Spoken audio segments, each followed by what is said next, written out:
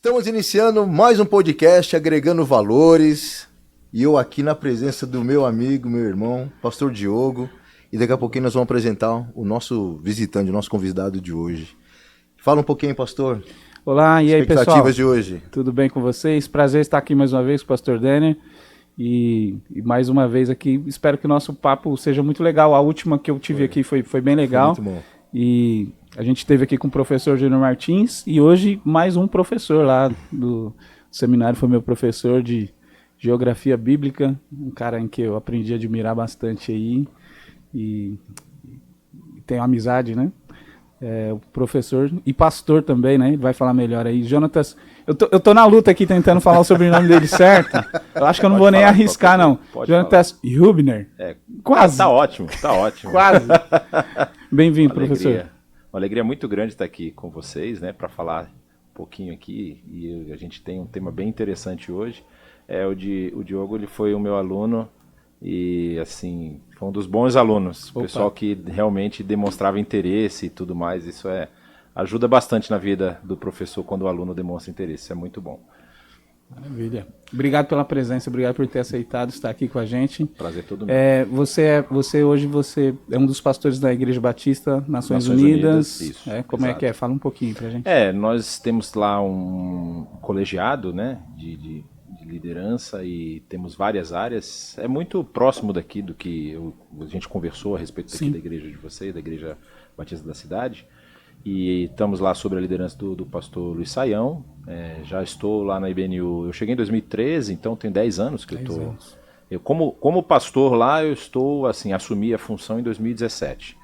Né? Começando como pastor de missão, depois a gente foi entrando em outras áreas. Hoje eu acabo fazendo ali o que a gente chama de gestão ministerial, né? Legal. Então, coordenando as ações ministeriais e todos os projetos que a gente apoia.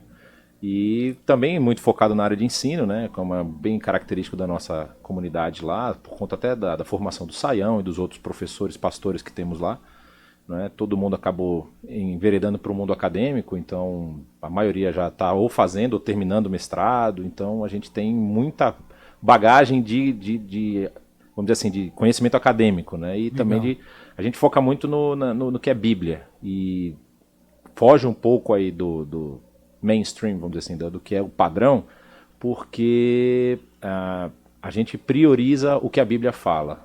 Uhum. E isso às vezes acaba trazendo algumas complicações, né? Porque vocês trabalham uma teologia bíblica. Teologia bíblica. É a linha mestra lá. A linha mestra nossa, nas pregações, nas aulas, em tudo, certo. Sempre a teologia bíblica, inclusive fazendo uma ponte com a comunidade. Eu estava comentando com vocês, nossas lives, elas normalmente têm assuntos dos mais variados e sempre tentando fazer essa ponte entre o ensino da Bíblia e o que vamos dizer assim, a sociedade apresenta. Sim. Não é trazendo elementos da sociedade para cá, mas o que a Bíblia tem a falar para essa sociedade que a gente está inserido. Então, essa é a nossa, vamos dizer assim, a nossa tarefa lá, e tem sido um prazer estar na IBNU e em São Paulo também, né, uma cidade que eu sempre admirei. Eu não sou paulistano, eu sou um baiúcho, né, um gaúcho de nascimento e baiano de criação. Eu nasci na Bahia, no Rio Grande do Sul, mas com 11 meses eu já estava na Bahia, então fiquei lá durante 20 anos. Eu brinco com o pessoal que eu tomo acarajé com chimarrão. Então, é uma maravilha. Maravilha. O tema da nossa entrevista, né, é Israel e Palestina, uma vida inteira de conflitos, né, pastor? E a gente quer falar um pouco a respeito disso. Na verdade, acho que umas 2, quase 3 semanas atrás, quando começou todo esse conflito em Israel, né, com Sim. o Hamas, Palestina. O senhor podia dar um contexto para nós de fatos históricos, da questão histórica? Porque, na verdade, as pessoas hoje estão tomando um discurso mais enviesado do que realmente está entendendo dos fatos daquilo que acontece naquela região. É muito mais fácil eu dar ideias críticas de algo que eu não conheço do que realmente tentar pesquisar e tentar entender de fato o que é realmente verdade e o que não é verdade, o que é aquilo que a mídia, na verdade, tá tentando encher a cabeça das pessoas, né? Então, minha fala vai ser um pouco longa, né? Porque nós estamos falando de uma história de 3.000 anos, não é? Mas foi muito interessante o tema de vocês, que vocês falam que é uma vida inteira de conflito. Essa vida inteira de conflito começou em 1948, né? Ou seja, não é 3.000 anos de conflito, até porque antes disso não havia esse conflito. O grande problema surge com a formação do Estado de Israel. Mas é óbvio que eu vou voltar um pouco. Por que eu estou falando isso? Porque se nós formos lá para o início, quando Israel chega na Terra, e aí o meu aluno aqui de geografia, porque a aula é de geografia bíblica, mas na verdade o tema é geografia e história bíblica, é como se fosse uma geopolítica. E aí quando a gente está ensinando, a gente apresenta, por exemplo, números. Qual foi a data da saída do Egito? Aí você tem hoje dois grandes braços dessa discussão. Um que diz que foi em 1400 a.C., outro que foi em 1200, 1300 a.C., que são os mais tardios e os mais recentes, né? Eu, particularmente, gosto mais da data mais recente, de 1260, porque casa um pouco com a história do Egito, daquilo que está sendo narrado no livro do Êxodo. Mas são discussões que estão em aberto. E aí, o que eu quero dizer com isso? Quando Israel sai do Egito, passa lá os seus 40 anos no deserto com Moisés, e Moisés avista a terra, e eu garanto para vocês que se teve uma coisa que Moisés não viu na terra quando ele subiu no Monte Nebo, foi palestino, porque eles não estavam lá. Não é? Esse grupo que hoje se auto-intitula o herdeiro da terra, que reivindica que o Estado de Israel saia dali porque a terra é deles, esse grupo, na verdade, ele é um grupo de origem que a gente chama de origem árabe e religiosamente falando, de muçulmanos. Não é? O levante árabe começa no 6º século, depois da era cristã, ou seja, depois de Cristo. Se Israel já estava na terra antes de Cristo, e nós estamos falando aí por volta do ano 1260, que seria mais ou menos o período que a gente imagina da saída. Então, 1220 eles entram na Terra. Vamos deixar mais ou menos nesse número, só para a gente ter uma noção de dimensão. Então, Israel passou 1000 anos, e mais um pouquinho, né, na Terra. Até quando houve o exílio babilônico, e tanto o exílio assírio quanto o exílio babilônico, ainda ficaram israelitas ali na Terra. Porque quando, por exemplo, Neemias volta para a terra, ele encontra israelitas que haviam se misturado com os outros povos, né? Isso é um problema do livro de Neemias. Ele vai mencionar isso, que nós falamos com as famílias, aqueles que não se casaram com povos de fora. E aí existem até algumas questões que são levantadas a respeito desses casamentos, assim, porque o povo que ficou lá, por isso que eles pecaram e se afastaram. Não é bem isso.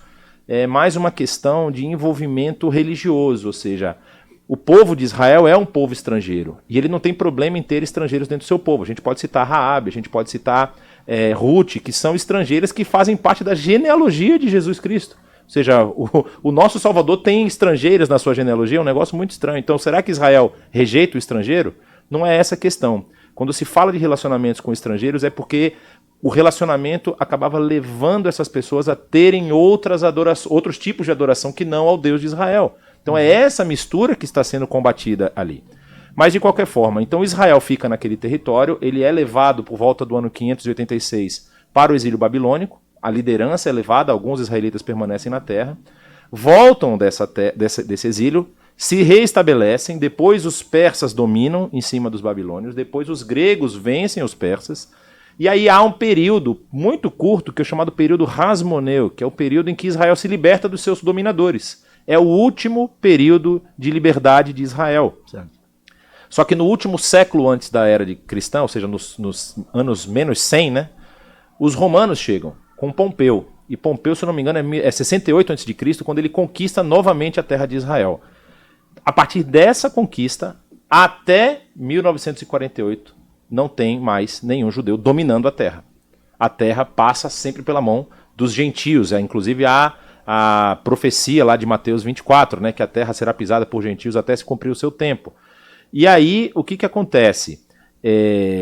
Por que surge o nome Palestina? Porque o que é mais, vamos dizer assim, acreditado nesse processo, existe um grande historiador judeu que participou da primeira revolução judaica contra Roma, que acontece no ano 68, que é a revolução dos zelotes. Não é? Eles dominam a cidade de Jerusalém, matam os soldados e expulsam o domínio romano daquela região, e aí os romanos vão descer com o general Tito. O que Tito vai fazer? No ano 70, destrói o templo de Salomão. Certo. Ele vai destruir o templo. E aí não há mais o local de culto do judaísmo. Só que depois que eles destroem esse templo, meio que dá uma amansada no pessoal ali, por volta do ano 72 da era cristã, eles amansam, mas infelizmente, ou pela história, a gente não pode dizer se é felizmente ou infelizmente, mas a história continua seguindo, outro levante judaico vai acontecer ali mais ou menos 70 anos depois, que é o levante de Bar Kokhba. E isso acontece por volta do ano 135 da era cristã. Quando Roma vê um segundo levante de um mesmo povo contra o seu domínio, a gente precisa colocar uma coisa em perspectiva aqui. Quando os romanos dominavam uma região, quando os romanos dominavam aquela região, eles entendiam que eles estavam levando o suprassumo da civilização. Então, assim, não tem por que você se rebelar contra mim, porque eu estou trazendo para você o que é de melhor. Entendeu? Então, se você se rebela contra mim, lembram da famosa revolta dos escravos de Espartacus? Espartacus foram mais de 1000 crucificações. Eles crucificaram todos os revoltados, diz que davam quilômetros de cruzes dos revoltados daquele conflito. Então, quando Roma vê que o mesmo povo se rebela contra eles 2 vezes, então eles vão acabar com a brincadeira. E aí, quando eles entram na segunda vez para suprimir essa segunda revolução, eles mudam inclusive o nome da terra. Então a terra que era a terra da Judéia, e você tinha Judéia, Samaria e Galileia, deixa de se chamar terra da Judéia porque lembra os judeus, e vai se tornar a terra do povo que mais castigou os judeus, que são os filisteus. Então, na verdade, o nome Palestina é uma corruptela do nome Filistina, que era a terra dos filisteus. Aí a maioria dos estudiosos entende que quem que passou, vamos dizer assim, essa imagem desse conflito para os romanos? Um grande historiador romano judeu chamado Flávio Josefo. Flávio Josefo escreve toda a história dos hebreus e depois também a Guerra dos Judeus. São 2 grandes volumes explicando a história do povo. Então, quando os romanos leem, eles gostam de estudar sobre a história dos povos, eles leem e aprendem que o povo de Israel sempre teve um inimigo que era a pedra no sapato de Israel. São esses filisteus aqui. Então vamos botar o nome da terra como o nome do inimigo de Israel. E aí, a partir dali que a terra começa a ser chamada de Palestina. Aí o que acontece? A gente adianta a história, no ano 622 existe o surgimento ali do islamismo com Muhammad, ou Maomé, e apenas no ano 680 os árabes muçulmanos vão chegar em Jerusalém. Maomé já tinha falecido, Maomé nunca botou pé em Jerusalém. Só que para validar, vamos dizer assim, o seu direito àquela terra, como era uma terra sagrada ao judaísmo, porque ali estava, de acordo com a tradição, o Monte Moriá é o lugar onde Abraão vai oferecer o seu filho Isaac, é o lugar onde Davi vai comprar a eira de Araúna, é o lugar onde Salomão vai construir o seu primeiro templo, onde vai ser reformado, vai ser o segundo templo.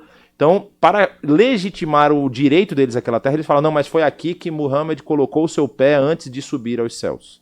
E aí a terra de Jerusalém passa a ser sagrada também para o islamismo. Isso não está escrito no Alcorão, isso está escrito nos livros posteriores. Não é? Se, na verdade, eu estou na dúvida se está no Alcorão ou se isso é um acréscimo posterior também no Alcorão, porque Maomé não pisou em Israel. Ele não chegou até lá, isso todo mundo sabe. Somente nesse relato da sua égua, como é que é o nome da égua? Burak, o jumento alado, uma jumenta alada. Era jumento alado. Jumento alado. Burak é o nome. E esse jumento leva ele até lá, e aí nesse topo do Monte Moriá, quando você vê aquela foto famosa, emblemática e tal, agora o pessoal já conseguiu até fazer filmagem lá dentro, né? Os canais no YouTube, alguns deles já colocaram. Quando você tem aquela foto da cúpula dourada, embaixo daquela cúpula dourada está o topo do Monte Moriá, e há uma marca de um pé. Que fica embaixo da cúpula. Da cúpula, fica ali aquela construção que não é uma mesquita, né? Já há uma confusão. Existem 2 cúpulas, existe uma cúpula dourada e um pouco à direita, assim, para quem olha de frente, depende de que lado você está olhando, pode ser na esquerda, tem uma cúpula preta. Aquela é a cúpula chamada de Al-Aqsa. E Al-Aqsa é a cúpula porque você tem, no texto do Corão, você tem o chamado Al-Quds e Al-Aqsa. Al-Aqsa é a extremidade. E aí eles dizem que ali era a extremidade que o texto estava falando. Eu já li e já vi também comentários dizendo que não, que na época que eles falavam de Al-Aqsa, que Al-Aqsa é a mais distante. E aí tem outro termo em árabe que é o mais próximo. Então você tinha 2 mesquitas, a mais distante e a mais próxima, mas as 2 na Península Arábica. Aí eles depois deram uma esticadinha e chegaram até ali para dizer, não, é essa daqui. Então Israel se tornou também território sagrado para o Islã. E aí os anos se passaram, vêm as cruzadas, os cristãos conseguem retomar. Mas sabe quem que habitou? Sempre teve gente habitando ali. Sabe que povo sempre esteve por ali? Os judeus. Eles nunca deixaram a sua terra. Claro, eles se espalharam por outros lugares, porque eles vão atrás de sobrevivência. Sempre uma remanescência judeu sempre esteve por ali. Sempre esteve, mesmo que fosse uma minoria muito... o poder político, exato, o governo, exato. Eles tiveram presente. O que vai acontecer? Aí é que é o pulo do gato. Por quê? os cristãos vão tomar de novo nas cruzadas. Depois eles vão perder. Depois eles vão tomar. Por volta de 1200, que é o final das cruzadas, os períodos das cruzadas são mais ou menos uns 200 anos. No final ali do período das cruzadas, existe um grande conquistador chamado Saladino. Sim. Né? Saladino, ele está contratado do exército mameluco. Quem são os mamelucos? Os mamelucos são egípcios, eles não são árabes. E são os mamelucos que conquistam de novo a terra. Depois vem um povo que sai da região da Mongólia e atravessa o Irã, o Iraque, o Afeganistão e todos aqueles países que estão ali, atravessam a Síria e vão dominar Constantinopla, que são os seljúcidas. Os seljúcidas, que é do povo Selçuk, tem um grande líder chamado Osman. Esse Osman dá o nome ao Império Otomano. Então o Império Otomano vem dos seljúcidas. Os mamelucos egípcios dominam, depois eles entram em conflito com os seljúcidas e os seljúcidas depois vêm e dominam. Por volta do ano 1400 os seljúcidas tomam poder ali naquela região. Ou seja, desde o domínio mameluco até o final do Império Otomano, que acontece no final da Primeira Guerra Mundial, em 1917, nenhum árabe é dono da terra. E também nenhum judeu. Ou seja, a terra não é de nenhum dos dois. Sim, na verdade eles não eram donos, mas como o pastor falou, eles já sempre estiveram por ali, né? Então, você ali tem uma mistura agora. Você tem árabes... Agora. Não, nesse período. Você tem árabes morando, você tem judeus morando e você tem um dominador estrangeiro. Sim. Como o dominador estrangeiro também professa a fé muçulmana, que no caso eram os mamelucos e depois os otomanos, os dois são muçulmanos, para os árabes muçulmanos isso não é um problema. Agora, talvez, eu não espero que seja o caso de ninguém aqui, mas talvez você já ouviu de alguém que teve um problema de câncer. Qual é o melhor hospital para tratar câncer em São Paulo? Sírio-libanês. Sírio-libanês. Por que nós temos o hospital sírio-libanês? Porque foram sírios e libaneses perseguidos pelos muçulmanos, que eram cristãos no caso, e fogem das suas terras e vêm parar no Brasil. Isso aconteceu no mundo inteiro. Tem um período da história quando os árabes começam ali, os árabes muçulmanos, começam a se levantar novamente para conquistar a terra, porque o Império Otomano havia se rompido, isso bem no final do Império Otomano, e vários deles saem, fogem, os cristãos, porque estão sendo perseguidos. E aí muitos deles são médicos, são engenheiros. Então esses que vêm para o Brasil, que fundam a Sociedade Sírio-Libanesa, que é, vamos dizer assim, a mantenedora do Hospital Sírio-Libanês, eles fogem, eles são normalmente de origem cristã. Então você tem naquela região árabes cristãos, árabes muçulmanos, e você tem judeus morando ali, só que com dominador estrangeiro. Acontece no final da Primeira Guerra Mundial, com a dissolução do Império Turco-Otomano, a Liga das Nações da época, a antiga ONU, que era chamada da Liga das Nações, cria ali o que eles chamam de protetorados, né? O norte fica para a França e o sul fica para a Inglaterra. A Inglaterra eles chamam de... Tem um nome bonito lá que eu sumiu agora na cabeça, talvez vocês me lembrem. E aí eles ficam como governantes da região. A França fica como governante do Líbano, da Síria e um pedaço do Iraque. E a parte de baixo você tem a Inglaterra dominando o que hoje é a terra de Israel e a Jordânia. Todo aquele pedaço fica sob domínio inglês. E a palavra é essa, mandato britânico e o mandato francês. E aí, no mandato britânico, começam as negociações pela devolução da terra.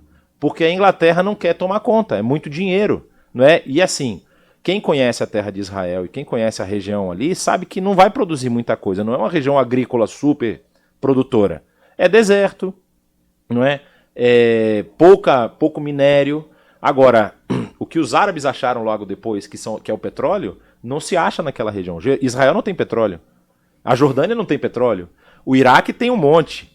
Entendeu? Então, não tem um interesse econômico na região. Então, a questão é, vamos pensar um pouquinho aqui. A terra ela não oferece nenhum tipo de riqueza mineral. Não tem minérios lá. Não tem ouro, assim, quantidade. Não tem petróleo. E eles não têm nem a agricultura para oferecer. É difícil, ali é bem difícil. Qual é a concepção da guerra, então? Então, aí é que está a questão, não é? O que acontece? Nesse período, começam as negociações pela devolução da terra. E as más línguas vão dizer que houve uma dupla promessa. Houve uma promessa para os judeus que estavam sofrendo em alguns lugares. Nós temos que lembrar que na história do judaísmo e na história das comunidades judaicas, eles sempre sofreram, não é? Se você lembrar, os judeus são expulsos da região de Portugal e Espanha. Depois eles são expulsos da região da França. Não é?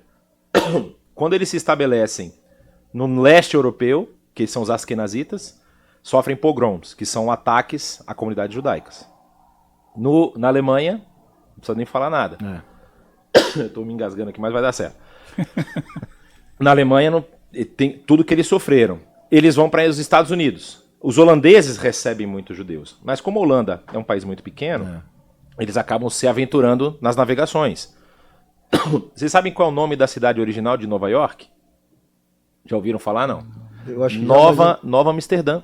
Não A cidade de Nova York primeiro se chamava Nova Amsterdã, porque os holandeses conquistaram. E hoje é a maior concentração, ou seja, nos Estados Unidos, é a maior concentração de judeus fora de Israel. É o maior. Fica em Nova York. Nova York, no Brooklyn. No Brooklyn. A comunidade judaica do Brooklyn é gigantesca. Tem outros judeus espalhados por todos os Estados Unidos. Em Los Angeles tem muitos, né? A maioria dos grandes estúdios de filmes de Hollywood pertencem. Você tem como é que é o nome lá? O rapaz que foi acusado, o homem que foi acusado de abuso de... O Johnny Depp? Não. Tem um... Não é Spielberg que você tá falando. Não é o Spielberg. É o dono do... dono do estúdio. É um cara enorme lá. Mas ele é judeu. Mas judeu, tem muitos espalhados ali. E no Brasil também tem uma comunidade judaica muito interessante, né? Tanto em Recife quanto aqui em São Paulo. E aí o que acontece?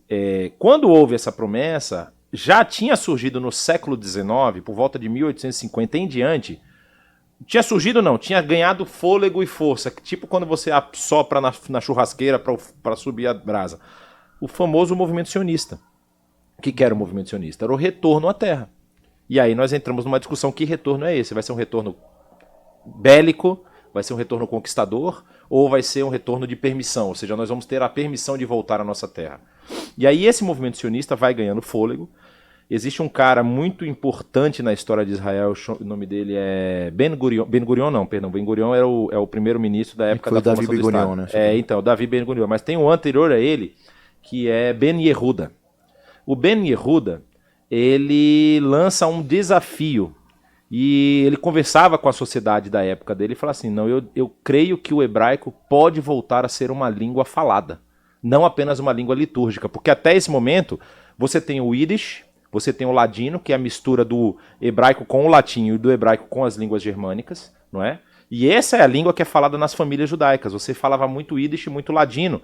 O hebraico em si era mais uma língua cerimonial. Era a língua da leitura da sinagoga, da língua das festas, ou seja, o rabino ia lá e lia o texto bíblico em hebraico. Ele sabia, ele mantinha o hebraico. E o Ben Yehuda, ele fala, é possível voltar a falar hebraico como língua comum. E o hebraico é impressionante, porque de todas as línguas que morreram, o hebraico é uma das poucas que ressurgiu. E o que ele fez? Qual foi o experimento dele? Ele pegou o filho dele, o primeiro filho, se eu não me engano, e ninguém podia falar em outro idioma com o filho dele que não fosse hebraico. Até a moça que cuidava do menino, na frente dele só podia falar hebraico. E ele aprendeu, foi alfabetizado em hebraico. Ele é o primeiro neofalante de hebraico da história moderna. É o filho do Ben Yehuda. E aí ele mostra pro pessoal, tá vendo? Dá para voltar a falar hebraico. Então o hebraico se tornou um ensino obrigatório nas escolas judaicas. Então todas as escolas judaicas passaram a novamente ensinar o hebraico como língua falada. E aí essa geração que vai surgindo, claro, vai enfrentar vários problemas. Como é que você fala helicóptero em hebraico? Como é que você fala caneta?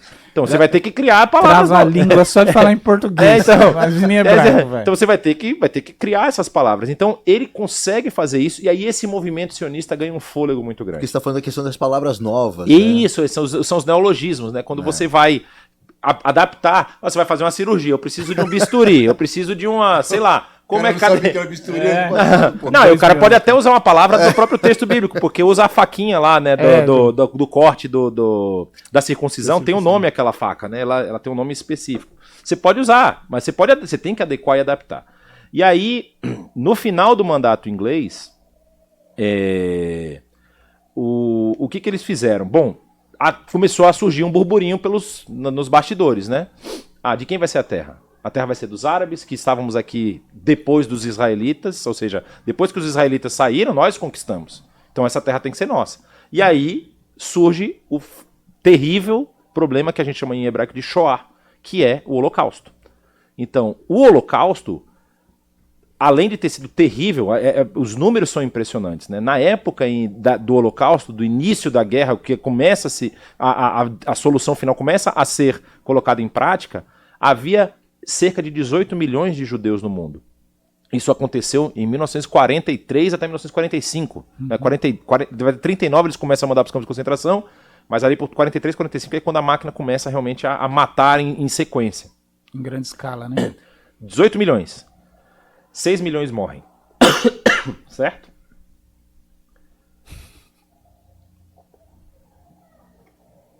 Seis milhões de judeus morrem.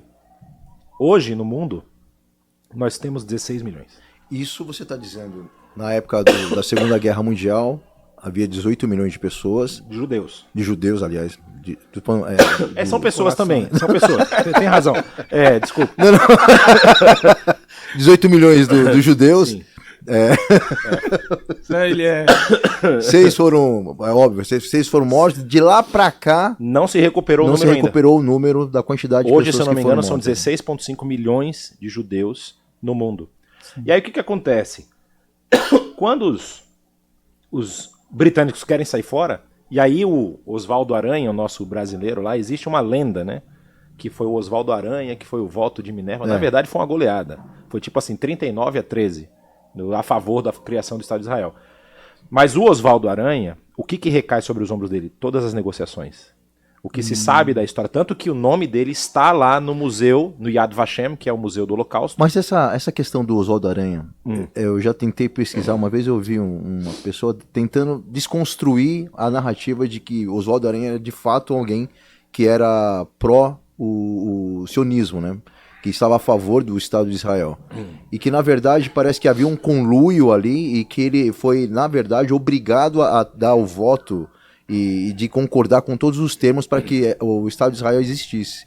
Você sabe de alguma coisa em relação a isso? Sim, existe, mas assim, são narrativas que a gente tem que tomar um pouco de cuidado, por quê? A gente estava conversando aqui no bate-papo anterior, antes de a gente entrar, falando sobre essa questão de um antissemitismo latente, não é? E isso não está longe da igreja cristã, não é? O antissemitismo começa, a gente não chama exatamente de um antissemitismo, mas assim, o antijudaísmo começa na patrística. Ou seja, são os pais da igreja que começam a escrever contra os judeus. É desde aquela época. Então a gente precisa tomar muito cuidado e estar atento para a gente não cair num vício de tipo assim, eles fizeram o deicídio. Sim. Né? Porque essa era a desculpa da época. Eles mataram o Deus. Então eles merecem tudo de ruim que puder vir acontecer contra eles.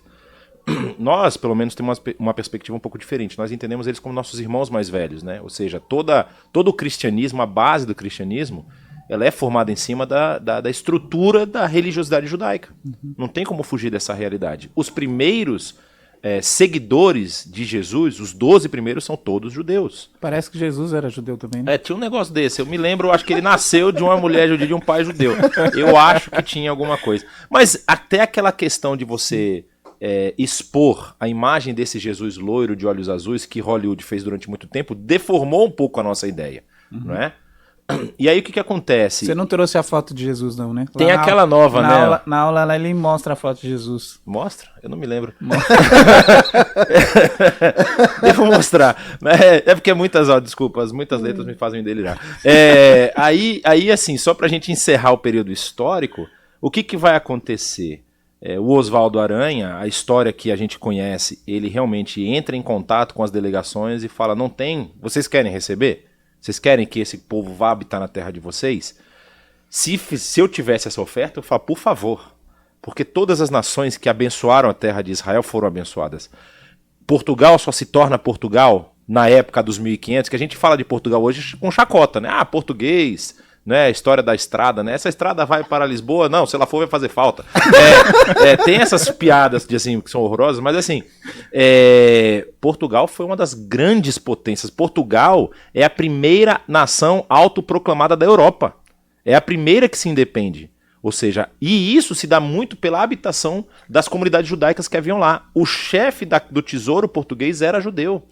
E assim, Portugal é muito interessante e aí você vê como Deus é brasileiro mesmo, né? Por que não foi outro povo que conquistou a gente, foi os portugueses?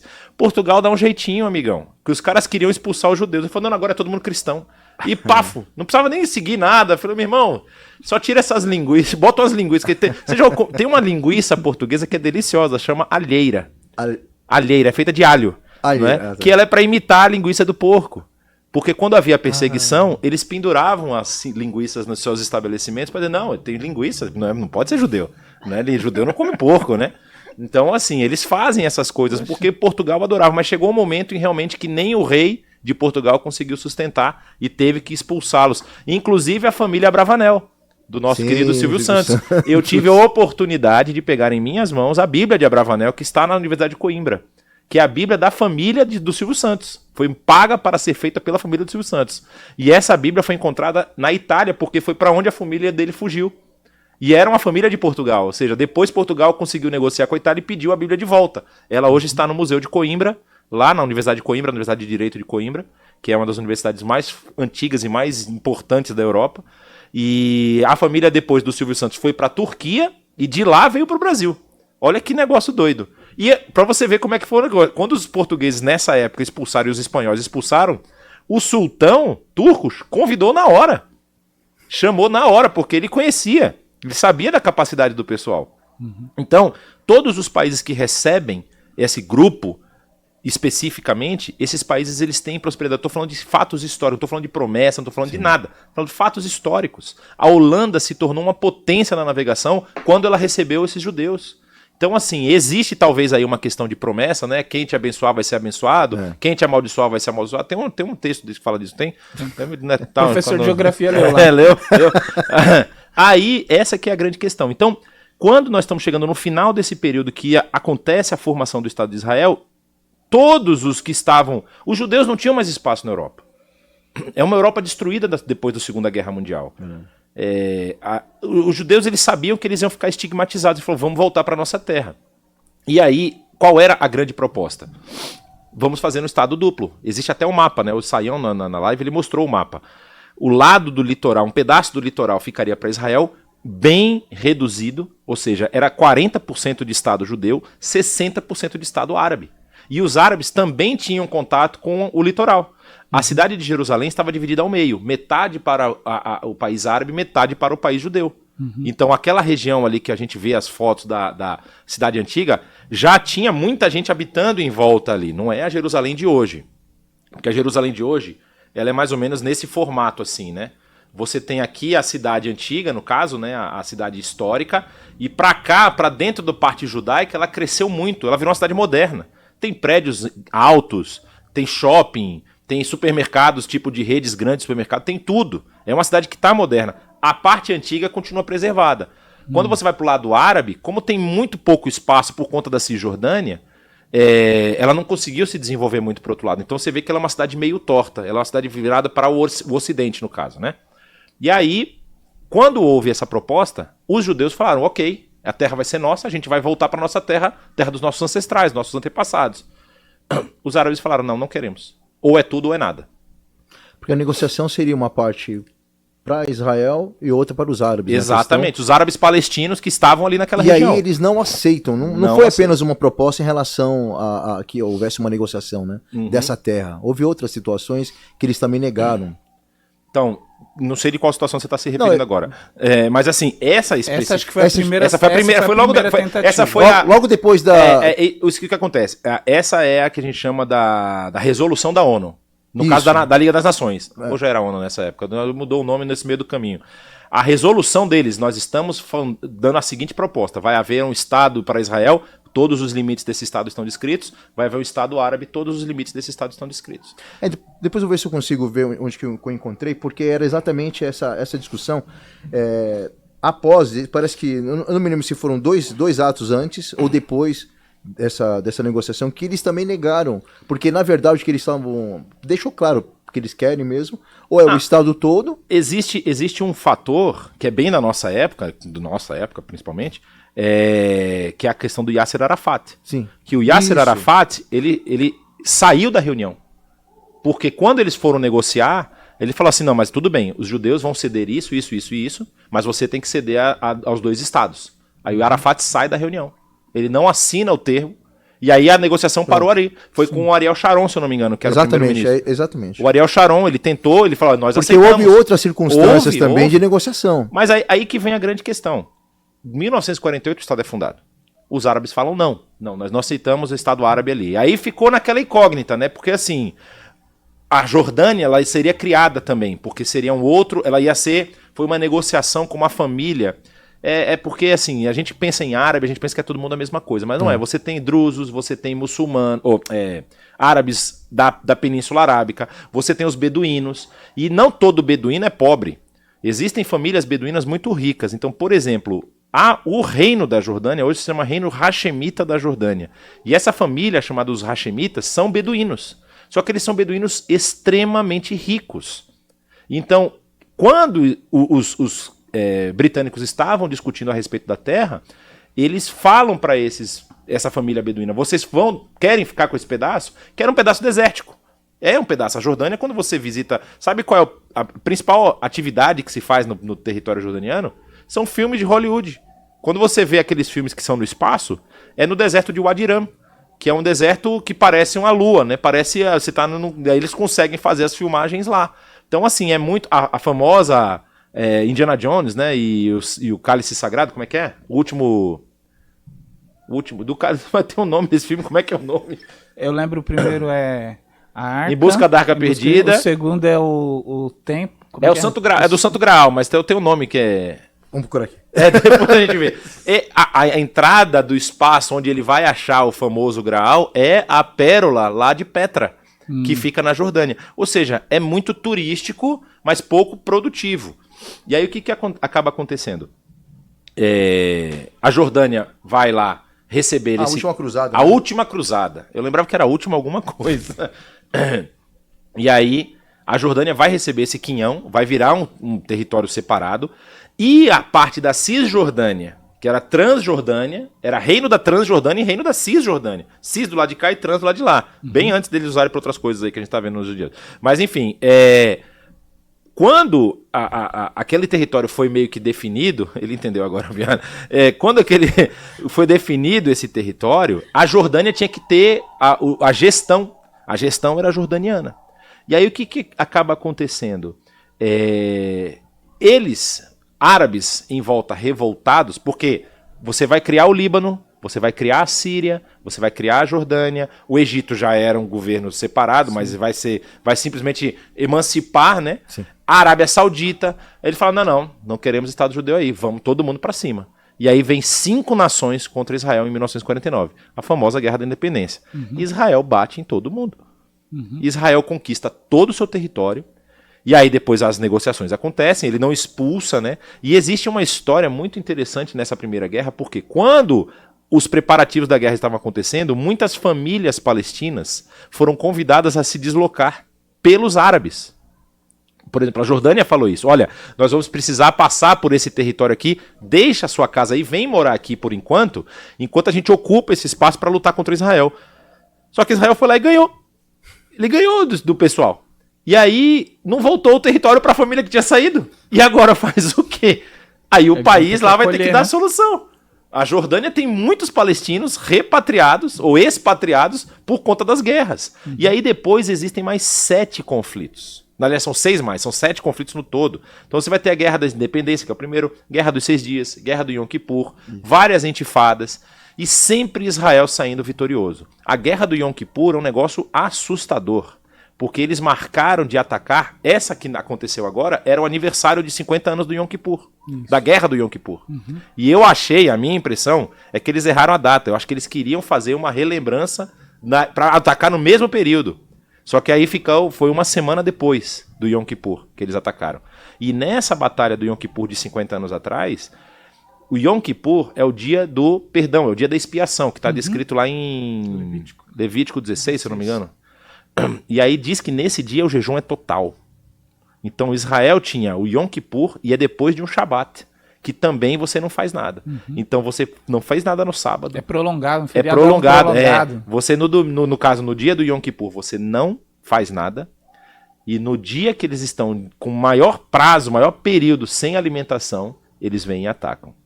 Eu tenho amigos que moram em Israel hoje, na cidade de Beerseba, no Beersheba, lá no sul de Israel, que inclusive foi um lugar onde os terroristas chegaram. Eles chegaram até Beerseba e ele lutou na Batalha do Yom Kippur e eles conquistaram o Monte do Templo. Eu tenho fotos dele em cima do Monte do Templo, que ele já me mostrou. Isso 50 anos atrás. 50 anos atrás. Eles chegaram e dominaram todo o Monte do Templo. Aí, a bendita da Liga das Nações, famosa ONU, começam as negociações. Israel, não vamos começar uma terceira guerra mundial. Devolve. Então, na guerra do Yom Kippur, Israel conquistou toda a península do Sinai, metade do território da Jordânia, metade do território da Síria e incorporou o Líbano. Olha, só para vocês verem, a extensão territorial de Israel dobrou de tamanho nessa guerra. Sendo menor. Sendo menor. Eu não quero aqui só exaltar Israel. Israel também tem uns pilantras lá, tá? Não, acho que todo lugar, Quando a gente visita um museu em Jerusalém, chamado Museu Friends of Zion, Amigos de Sião, eles mostram vamos dizer assim, a astúcia e a sagacidade. A gente fala que o jeitinho brasileiro. Quem inventou jeitinho foi judeu, amigo. Lá atrás ele já tinha um jeitinho. Porque a ONU havia determinado que a posse da terra se daria dos judeus que estavam chegando a partir do momento que eles conseguissem cercar um pedaço de terra e formar um kibutz. O que os judeus fizeram? Esperavam anoitecer. Então, cada vez que os árabes iam dormir, de manhã já tinha mais 3 kibutz formados. Então, eles vão conquistando a terra. Acontece isso. Tá? Pode dizer que não é tudo aqui bonitinho também, não. Não, é lógico, né? Tem as suas espertezas aí no meio. E aí, o que acontece? Nessa batalha é quando a ONU realmente vai tirar o pé. Porque ela vai falar assim, ó, Israel vai ter que devolver o Líbano. Tá bom, devolve o Líbano.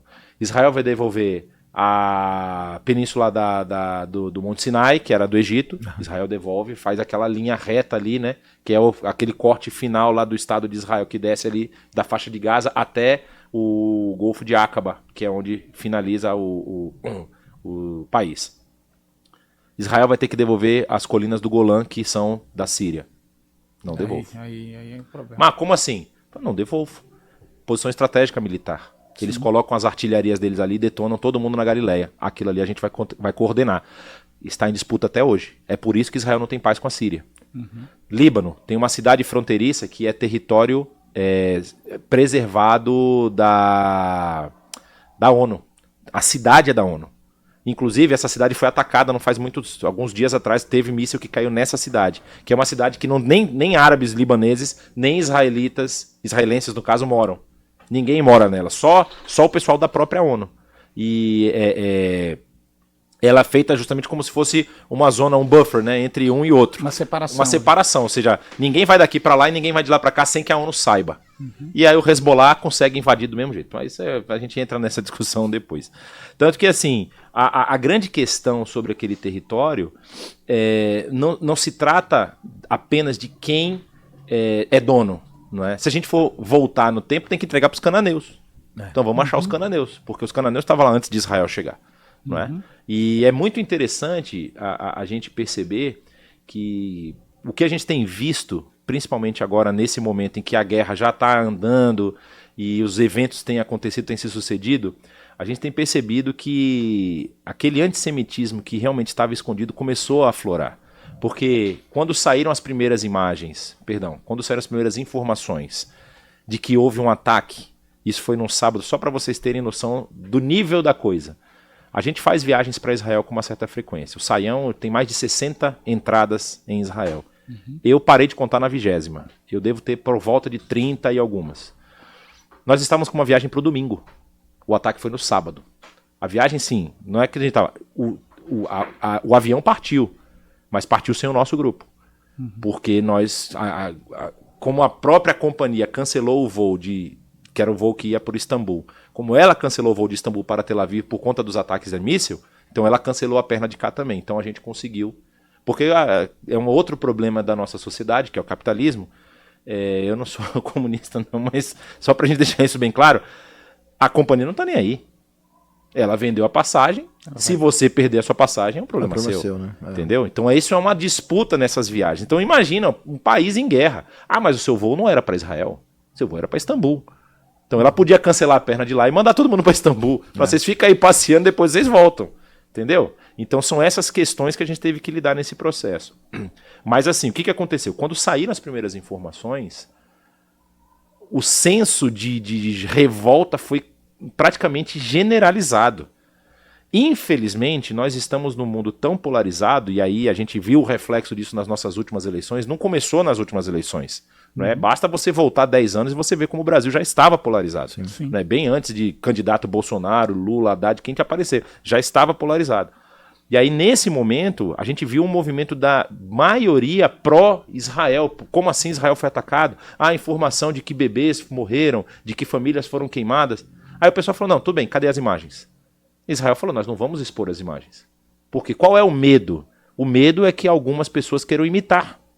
E isso já aconteceu na história, não é? Então Israel suprimiu e segurou as imagens de tudo que eles encontraram.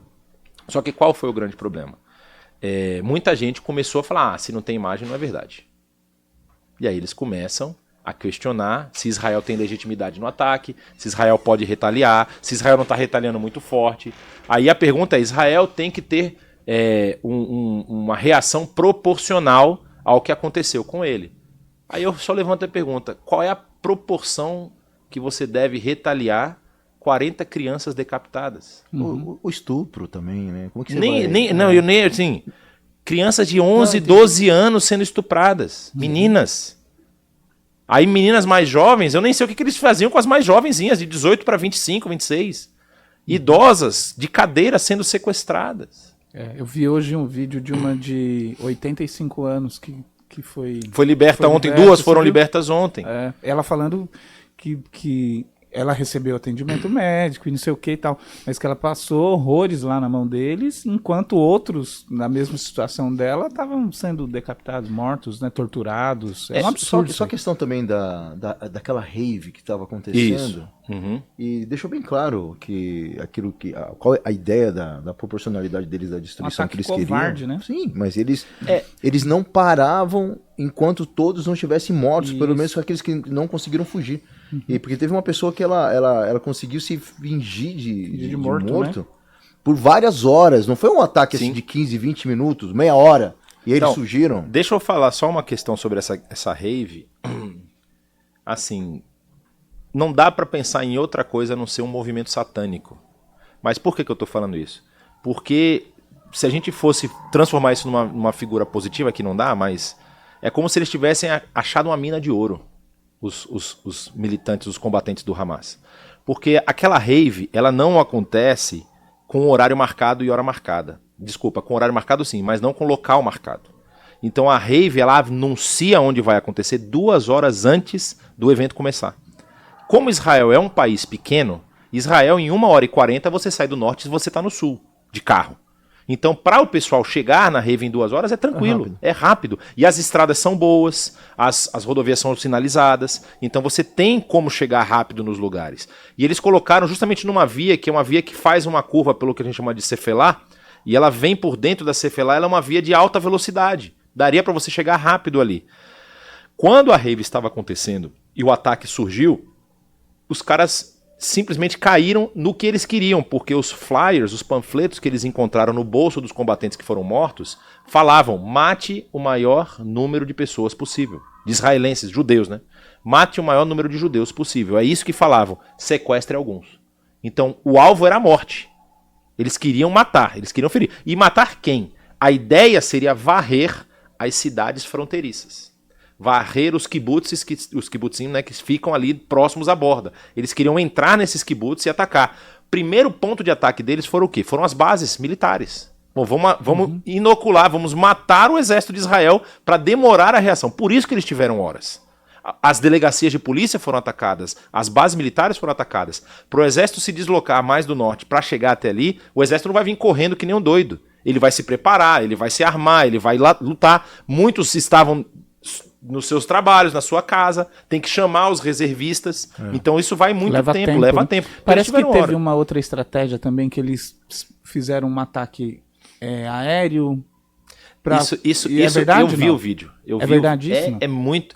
Com certeza, eu nunca mais menosprezo um palestino. Nunca mais. Eu achava assim, não, um povo sofrido, humilde. A estratégia, mesmo que a estratégia não tenha sido deles, tenha vindo de um país mais estruturado, que estão acusando inclusive o Irã de ser o financiador e o mentor. mas a estratégia foi executada à perfeição. Eles começaram com drones, passando por cima das cercas e destruindo os pontos de fiscalização. Os drones soltavam bombas nos pontos de fiscalização. Depois veio uma barragem de mísseis. Foram 7 mil mísseis lançados naquele período. Eles lançaram, acho que foi 5 mil naquele período, 2 mil depois. Nessa barragem de mísseis, o míssil está apontado para cima. Aí vieram os ultraleves passando por baixo. Enquanto Israel estava preocupado com os mísseis, os caras estavam invadindo por cima da cerca. E aí eles chegaram, dominaram as bases militares. Enquanto isso, o exército que tinha ficado lá do Hamas, os combatentes do Hamas, estavam explodindo a cerca. E aí eles tiveram acesso com motos, com carros, com tudo e fizeram o que fizeram. De onde vem a grana? Porque essa galera é uma galera pobre, né? Assim, só o governo brasileiro, em uma vez, deu 25 milhões de dólares para a faixa de Gaza. Só o governo brasileiro. E o governo brasileiro é um. Depois, já que o Hamas estava no poder? Depois, 2012. O Hamas está desde Governo de Dilma. 2007, porque não é? é Governo importante de Dilma. também... Em 2005, Israel libera a faixa de Gaza de judeus. E em 2007, o Hamas foi eleito democraticamente como o governante. De lá pra cá, eles tiveram outras eleições ou eles nunca perderam essas eleições? O teoricamente? cara vota nele mesmo. Brincadeira. Eu não sei. Eu, pra ser sincero, eu vou dever essa informação. Mas eu vou explicar o que acontece. Isso também já é conhecido. Por que o Mahmoud Abbas, que é o líder da Autoridade Nacional Palestina, não tem conversas com o Hamas? Porque em 2007, quando o Hamas assume o governo na faixa de Gaza, ele elimina todas as outras facções da faixa de Gaza. Ele mata todos os líderes do Fatah e os líderes da Autoridade Nacional Palestina que estavam habitando em Gaza. Ou seja, você tinha uma divisão de poder ali. Havia parte da Autoridade Nacional que estava na Cisjordânia e parte em Gaza. E no meio aqui está passando Israel. Você tem Israel, país. Nós já circulamos, eu já circulei por aqui inúmeras vezes. Inúmeras vezes, indo para o sul, vindo para o norte. Passei várias vezes por aqui. Então essa distinção era, vamos dizer assim, era o mesmo povo. Então havia eleições. Ali agora o Fatah pode ganhar. O Fatah também é um pouco violento, mas assim, o que dá para conversar... O Fatah é o que está no governo hoje na Cisjordânia? Não, é a Autoridade Nacional Palestina, que é o Mahmoud Abbas. Mas o Fatah ainda vive lá? Ainda está lá. Tá ativo. Na verdade, de acordo com algumas informações do Exército de Israel, existem alguns problemas nessa batalha. Por exemplo, como que os dois serviços de inteligência mais alardeados do mundo, que é o Mossad e o Shin Bet, não pegaram nada. Eles não pegaram.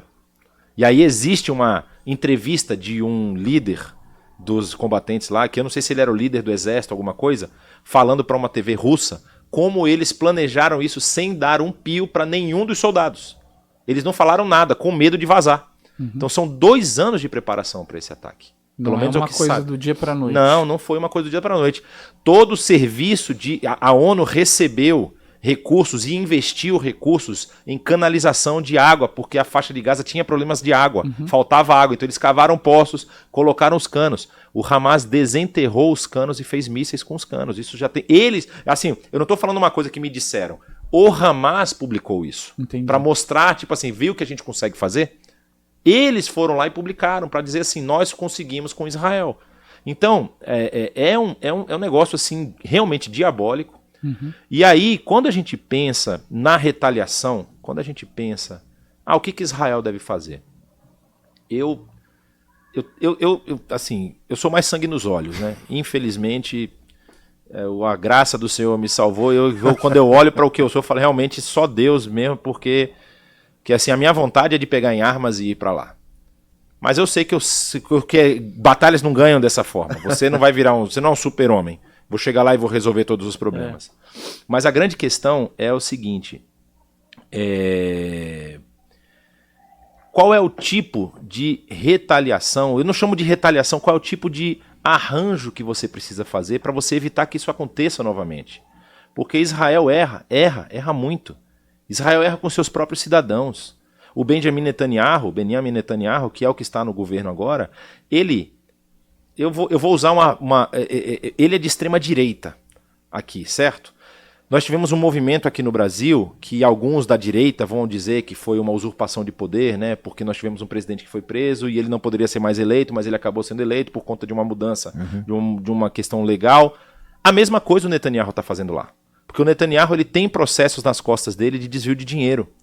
E aí ele estava mudando o sistema judiciário para poder sair favorecido. Isso já acontece há alguns anos. Todos os sábados, o final do sábado, que é o Shabat, o final do Shabat, havia várias e várias manifestações contra o governo do Netanyahu. Isso já vem acontecendo há meses. Eu estive em Israel em julho e estive em janeiro. Todo esse período está tendo eventos aos sábados à noite. A população vai para as ruas, protesta contra o Netanyahu. Então Israel tem os seus problemas internos. Mas Israel... Já é alguma coisa corrupta, então. E tem coisas corruptas. Tem acontecido. Mas qual é a grande questão? Israel é um lugar onde uma mulher muçulmana, se ela quer ser doutora, ela vai para a universidade e estuda. Ela pode dirigir. Ela pode ter o negócio dela. Ela pode se divorciar se ela quiser. Entendeu? Isso no mundo árabe, no mundo palestino, isso não existe. Não existe esse tipo de liberdade. Então, isso é bom. Repete, pastor, o senhor estava falando, porque praticamente, eu acho que não a nossa audiência somente, mas eu acho que uma boa parte das pessoas não consegue ter essa dimensão do que de fato acontece ali naquela região. Porque nós estamos ainda falando um pouco a respeito dessa situação, né? Que está muito enviesado a essa ideia, né, contra Israel, como se Israel fosse o bicho-papão. O vilão da história. É o vilão, não estou dizendo que eles são os mocinhos também. Erra também, como o senhor acabou de falar. Mas é bom deixar isso bem claro, porque em todo caso, as pessoas sempre acham que o coitadinho da história está sendo a galera do Hamas que criou esse fato, porque desde 2007, porque eles assumiram, que eles estão sofrendo retaliações e dificuldades por fazer parte ali da faixa de Gaza, né? Então, ali você tem uma situação que é o seguinte, eu já estive em Israel com atentados, certo? Estávamos fora, longe da região onde aconteceu o atentado. Atentados tanto, vamos dizer assim, individuais, né? Ou seja, um cara foi lá, pegou uma faca ou pegou uma arma. Eu tive uma vez em janeiro desse ano, agora, foi exatamente em janeiro desse ano, nós estávamos na Galileia. E nós acompanhamos, né? A gente está lá, todo dia a gente abre os jornais locais para poder ver se está acontecendo alguma coisa. E na noite anterior, foi no domingo, nós estávamos na Galileia no domingo e no Shabat, perdão, era no sábado, era no Shabat. E na sexta-feira, quando inicia o Shabat, porque o dia do judeu, ele se inicia com o pôr do sol. Sim. Ou seja, o final do dia é o pôr do sol, o início do próximo dia é o pôr do sol. Então, o Shabat, na verdade, começa na sexta-feira nossa, quando o sol se põe. E aí, é tradição que você vai para a sinagoga próximo da sua residência. Então você vai lá na sinagoga, você ouve a Parashá, que é o pedaço da Bíblia que você vai ler naquele período, daquela semana, né? Eles dividem toda o que a gente chama de Tanar, que é o Torá, Nevim, Ketuvim, ou seja, o Antigo Testamento, em pedaços, e você tem lá os pedaços, e cada semana você lê um pedaço. Então ele vai ouvir a explicação do rabino e tudo mais, depois ele literalmente foi para um culto. É isso que ele foi fazer. A gente chama de celebração lá na nossa igreja, mas enfim. Aqui também. Então, foi para uma celebração. Vocês estamos na mesma página. Aí, o que aconteceu? Um rapaz árabe, muçulmano, da Palestina. Os palestinos, eles recebem licença para entrar no território de Israel. Não é esse negócio que palestino não pode entrar em Israel. Vários palestinos trabalham em Israel. Podem, inclusive, dormir em Israel. Ele tem um período de permanência, depois ele volta para sua casa, depois ele pede mais um período. Então, é um processo... Eles podem, inclusive, estudar, que você estava falando dessa questão da universidade. Não os que moram na Palestina. Ah, tá. Só os palestinos que moram em Israel. Tá. Esses têm direito, porque... Eu não vou dizer que eles não... Não, os árabes israelenses, eles são israelenses. Uhum. É isso que eu acho que a gente tem que entender. O cara que é árabe, muçulmano, que reza 5 vezes na sexta-feira, ele é israelense, ele tem os mesmos direitos de qualquer judeu. Entendi. A única coisa que ele não tem a obrigação é entrar no exército. Porque o exército de Israel não vai obrigar um árabe muçulmano a lutar contra o seu próprio povo. Mas muitos se alistam. Há casos de... Muitos, eles vão lá e eu quero lutar no exército. É legal essa distinção, porque quando eu acho que o entendimento geral, quando fala árabe, muçulmano, a galera já mistura tudo, né? Todo árabe é muçulmano, tudo mas tem árabe, você falou agora há pouco, né? Tem várias seções dos árabes, inclusive árabes cristãos. Jerusalém, dá pra ver por aqui, por essa marca, Jerusalém antiga, ela foi dividida como se fosse uma bola em 4 lados, não é?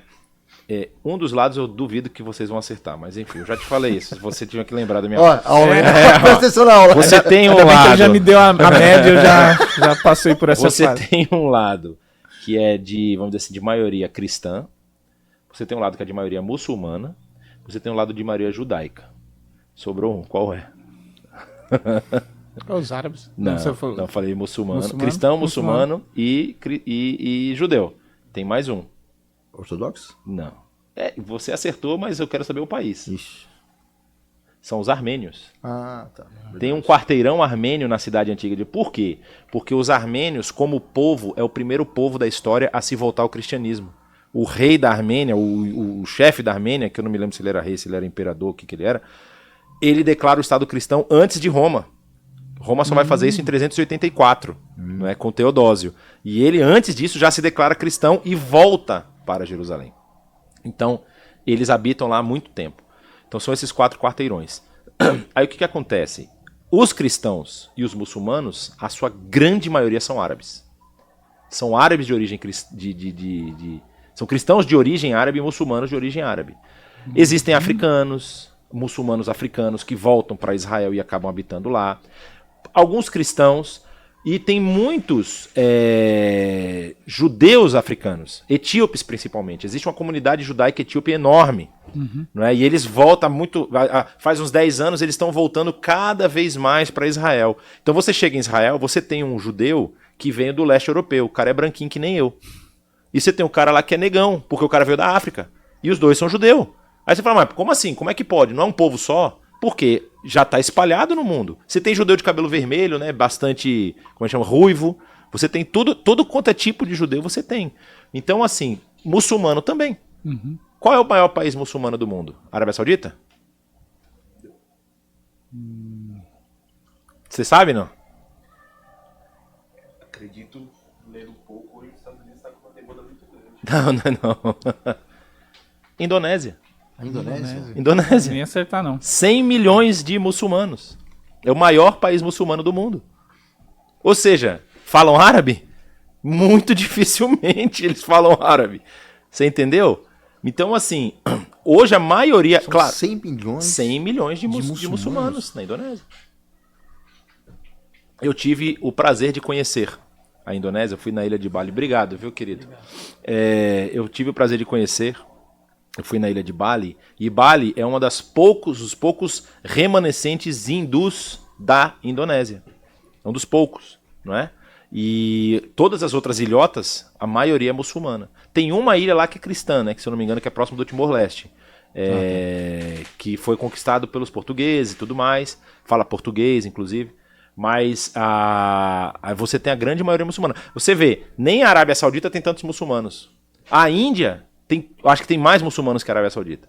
Tem uma parte muçulmana muito grande. É claro que a Índia, a maioria é hindu, mas a Índia hoje é o país mais populoso do mundo. Ela passou a China, né? A China estava com 1,5 bilhão, acho que ela está com 1,7 agora. Bilhão. É muita gente. Mas aí, eu não me lembro o que a gente estava falando. Ah, sim, lembrei. Aí, não lembrei. Aí, quando a gente vai falar, por exemplo, dessa realidade de Israel...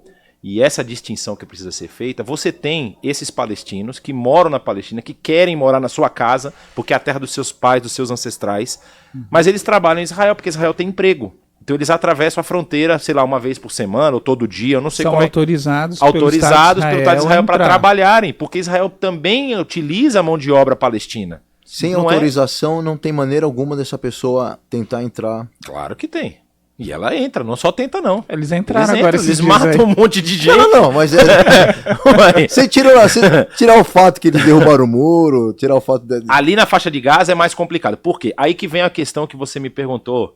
Mas por que que eles querem disputar a terra? O grande problema é justamente o valor religioso que a terra tem. Basicamente isso. Porque é a terra pela terra, na verdade. Basicamente, sim. Israel produz coisas, sim. Sim. Israel, ele consegue hoje ser um dos grandes exportadores de frutas e de leguminosas para a Europa, porque Israel não consome tudo que ele produz. Tâmaras, Israel produz tâmaras lá que vendem, tem várias tâmaras, também tem tâmara da Jordânia, tem tâmara do Iraque, do Irã, mas Israel produz muita tâmara. É impressionante você ver que as tamareiras, lembra de ter um ditado que o pessoal falava, né? Quem planta tâmaras não colhe tâmaras. Israel faz a tamareira produzir 3 vezes no ano.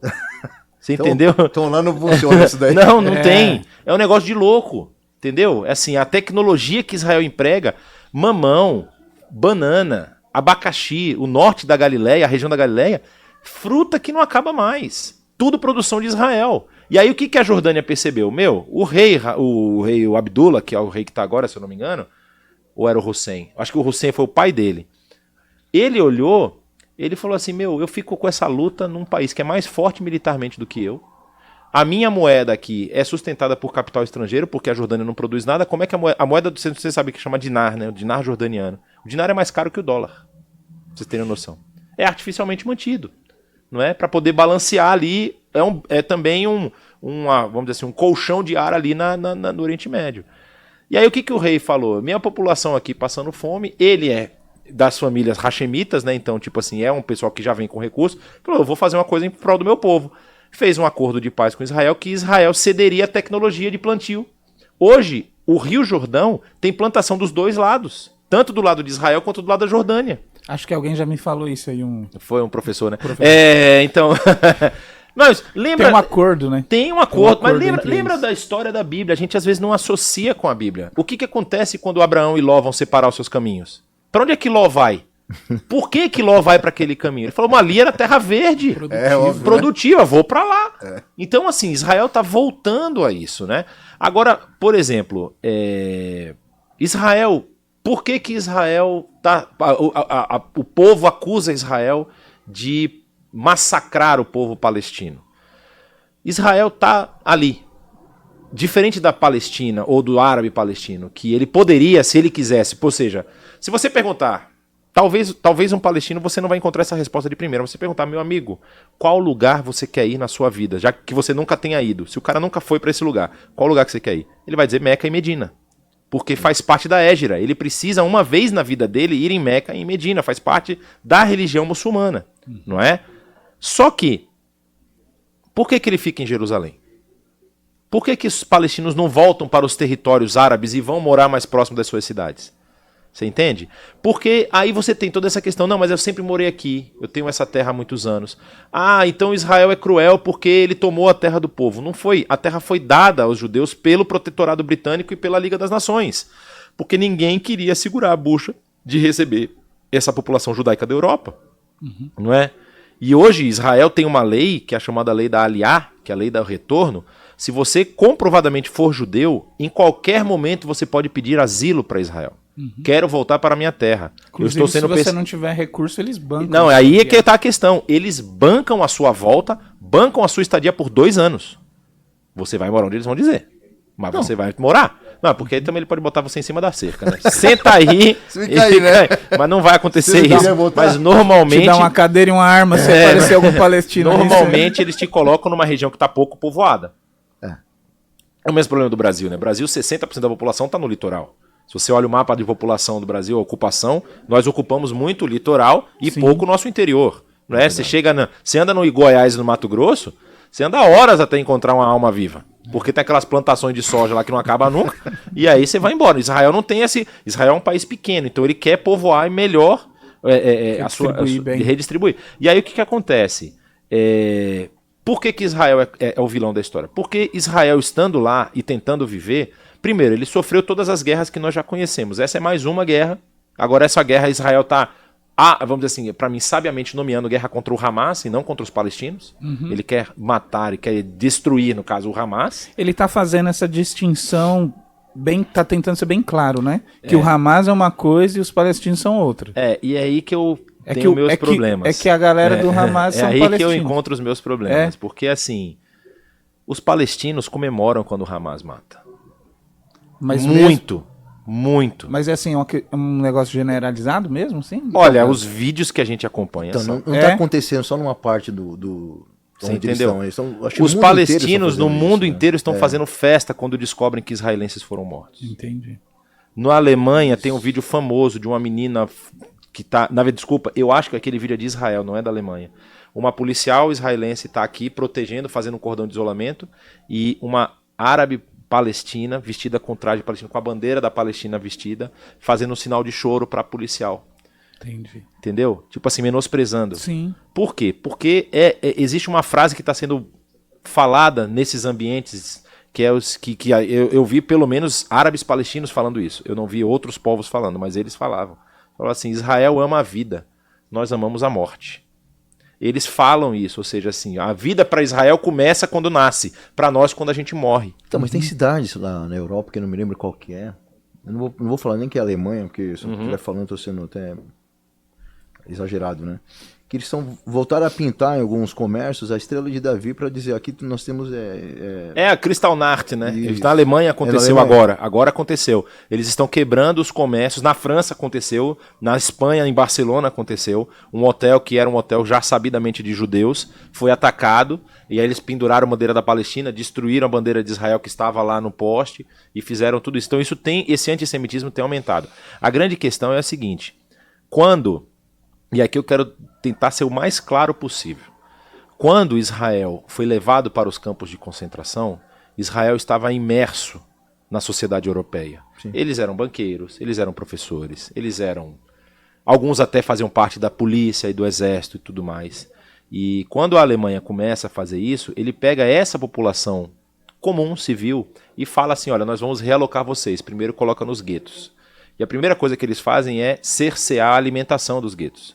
Porque você enfraquece. Se a pessoa não está alimentada, não está bem, ela não consegue combater, ela se torna menos combativa. E aí depois começam as movimentações para os campos de concentração. É toda uma estratégia também, né? Na verdade, os guetos se tornaram um problema para o nazismo, para o exército alemão, porque os guetos estavam lá e o pessoal teimava em não morrer, né? Então ele fala, a gente precisa acelerar o processo. E aí que surge a famosa... Tem um filme até fala às vezes a solução final, que é quando ele faz a ideia das câmaras de concentração. O nome do filme é a solução Acho final? Que é a solução final o nome do filme. E existe um passo anterior, que essa solução final também é reflexo disso. Que os soldados alemães estavam tendo muitos problemas psiquiátricos, porque havia uma campanha de fuzilamento em massa de judeus na Segunda Guerra Mundial. Então eles enfileiravam os judeus e o soldado tinha que ir lá e botar uma bala na cabeça do cara. O cara entrava em parafuso, né? Tipo assim, é um ser humano. Então você tem até um certo ponto onde você consegue empurrar a pessoa. Não é, né? Aquela questão de um conflito onde Exato. você está revidando. Aí você mata alguém que está atirando em você. Isso, é um negócio que tá. O cara tá parado de costas para você, de indefeso. frente para uma vala, e você vai e coloca uma bala na cabeça dele. E aí a pessoa cai dentro da vala. Então isso estava gerando. Foi aí que também surge esse movimento. Não, então vamos fazer uma forma em que a pessoa não participe. Ela vai entrar numa câmara. No caso das câmaras de gás, vai fazer lá o processo, vai soltar, e eu vou abrir o meu coração aqui, foi o momento onde eu perdi, tipo assim, a esperança da humanidade. Eu estive em Auschwitz, faz alguns anos, e quando você vê a máquina de morte, o alemão, ele tem um problema, o alemão ele é muito metódico. E essa metodologia foi contra eles, porque quando prenderam o exército alemão e começaram, eles estavam tentando destruir os documentos, eles documentaram tudo, de onde veio a pessoa, qual vagão, de qual trem a pessoa desceu, qual alojamento a pessoa estava, em qual câmara de gás ela foi colocada, quanto tempo demorou para tirar, tá tudo documentado. Quando você visita Auschwitz, tem as cópias dos papéis que os alemães escreveram lá. É um negócio assim absurdo, absurdo. E nós estamos vendo isso começar a querer acontecer novamente. E, infelizmente, essa é a realidade do nosso tempo. E assim, se a gente não abre o olho, não é que Israel é perfeito. Voltando agora à questão de Israel. A gente já deu tanta volta, vamos voltar para a questão de Israel e dos palestinos. Israel está lá. Israel quer habitar e quer viver com os palestinos. E eu tive essa oportunidade uma vez, eu falei daquela questão do atentado da sinagoga, que o rapaz que era um palestino que estava lá matou 8 pessoas. Ele simplesmente esperou, estava sentado no seu carro do lado de fora da sinagoga, acabou o culto deles lá, a reunião. As famílias estão saindo para suas casas. Ele abre a porta do seu carro, pega uma pistola e começa a atirar nas pessoas. Ele morreu depois no confronto com a polícia. Ele não foi preso, esse rapaz. Mas houve um caso que para mim foi assim... Isso que você está falando foi em Israel. Agora, em janeiro desse ano. Janeiro desse ano, eu estava lá. Eu estava lá. E aí teve um caso que para mim foi assim o mais emblemático sobre por que Israel, assim, não apenas nós temos que valorizar o que Israel faz, mas por que Israel é diferente ali naquela região. Eu estava em Israel também, eu li a notícia. Na região de Tel Aviv, não sei se foi um Shabat ou se foi já na sexta-feira, perto do Shabat, as famílias se reúnem no Shabat. Muitas famílias vão visitar os seus parentes e tudo mais, não é? E aí na casa havia a mãe e o pai dela, não é? Os netos estavam lá. Aí tinha a mãe e o pai. E a polícia foi chamada porque tinha havido um assassinato. A polícia chega no local, o policial que estava contando a história, as paredes estavam ensanguentadas. A mulher e o cara esfaqueados, mais de 40 facadas, caídos no chão. As crianças conseguiram correr. Aí a polícia fala, o rapaz fugiu, alguém vira e fala assim, o rapaz fugiu naquela direção. A polícia vai atrás e vê o cara correndo. Alveja o cara cai no chão, ele não está morto. Sabe onde esse cara foi tratado? No hospital da cidade em Israel. Depois que matou um israelense. Dois, né? A mulher e o pai dela. O pai dela. E ele foi alvejado pela polícia, ele é tratado no mesmo hospital que seriam tratadas as vítimas. Você entende? Então Israel... Em outras situações talvez ele fosse eliminado, né? Seria. A ideia, né? Exato. Tem que eliminar porque... Tem que eliminar porque ele é nosso inimigo, matou um cidadão. Tipo, qual é a legitimidade que eu teria ali para fazer uma execução? Mas eles não fazem isso. Então, assim, isso para mim... E N casos, eu tô falando de um caso muito negativo. Mas é por isso também que falha esse discurso, né, que Israel tem feito tão mal a essa população, que hoje, essa galera que vem justificar o injustificável, dizendo que realmente Israel é o bicho-papão, como a gente estava falando agora há pouco, e que é por isso que eles plantaram uma fruta ruim, né, um mal, que agora estão colhendo nos seus próprios... na sua própria terra. Na verdade, não é isso que está acontecendo. Na verdade, é uma guerra, até, vamos dizer assim, a questão desproporcional da maneira em que o Hamas age, é que o Hamas, por muita gente não ter coragem de falar, mas é um grupo terrorista. Né? Sim. Que eles vieram ali para 2 anos, provavelmente, sendo preparados para essa situação que ocorreu agora há pouco. Eu indico uma leitura de um livro do filho do fundador do Hamas. O nome do livro é O Filho do Hamas. Não é? Mossab Hassan Youssef. Ele hoje mora nos Estados Unidos. Ele já falou na ONU algumas vezes, sempre com proteção, porque ele é jurado de morte pelos palestinos. Porque ele traiu o Hamas. Justamente o Hamas da Cisjordânia. E depois ele se torna um agente duplo. O Shin Bet vai lá e coopta ele. Ele se converte. É interessante a história da conversão dele, que ele recebe o Novo Testamento e começa a ler Mateus. E aí no discurso do Sermão da Montanha, Jesus fala, você tem que amar o seu inimigo. Ele, opa, que cara doido é esse? Como assim amar o meu inimigo? É muito interessante. E aí ele conta como o Hamas foi saindo do seu alvo inicial de ser um partido que lutaria pelo povo palestino para se tornar um braço militar e paramilitar, no caso, e terrorista. A ideia inicial era uma questão política. Era política. O pai dele é fundador, o pai dele é um imã, é um pastor dentro do pensamento muçulmano, ele seria como se fosse um pastor. O pai dele era um imã que entra nesse movimento político para lutar pela causa palestina. E aí o Hamas depois vai cada vez... E quando que ele começa a perceber isso? Quando o Hamas, com o seu discurso internacional de luta pelos palestinos, começa a receber verba internacional. E a verba não é aplicada em prol do povo. Aí ele começa, opa, isso aqui não está funcionando. Isso aqui não está dando certo. E aí ele sai fora, aí tem toda a história, que ele é perseguido, a saída dele de Israel é muito interessante, que ele sai escondido, né, e ele vai parar nos Estados Unidos e tudo mais. Mas então, aí o que eu acho é o seguinte, a gente falando dessas questões negativas, o que Israel faz pela Palestina com coisas positivas, praticamente ninguém sabe.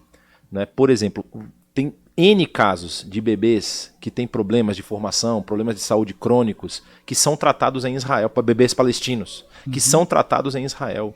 Existem casos de cirurgias complicadas que o pessoal de Ramallah, por exemplo, na Cisjordânia, que é um hospital muito famoso, o hospital de Ramallah, não tem condição de fazer, liga para Israel, pô, nós estamos com um caso assim, Israel vai lá, Israel busca o paciente e traz para um hospital para ser tratado em Israel. Então, assim, Israel não é perfeito. Israel, muitas vezes, por que o pessoal fala que Israel plantou uma semente podre ali? Israel estava recebendo rajadas de mísseis. Como que você não vai bloquear e fazer um bloqueio para poder saber o que está entrando? Porque você sabe, é aquele tipo de coisa, você chega, você tem um vizinho que é chato. Isso. Você tem um vizinho que é chato. Seu muro tá aqui, aí o vizinho fala, não, seu muro tá tapando a minha vista. Aí você baixa o seu... problema. Então, eu nem vou falar.